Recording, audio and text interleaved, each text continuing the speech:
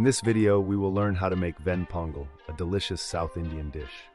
To make Ven Pongal, you will need rice, split yellow moong dal, ghee, cumin seeds, black pepper, ginger, cashews, curry leaves, and salt. Start by rinsing the rice and moong dal, then cook them together in a pressure cooker with water until soft.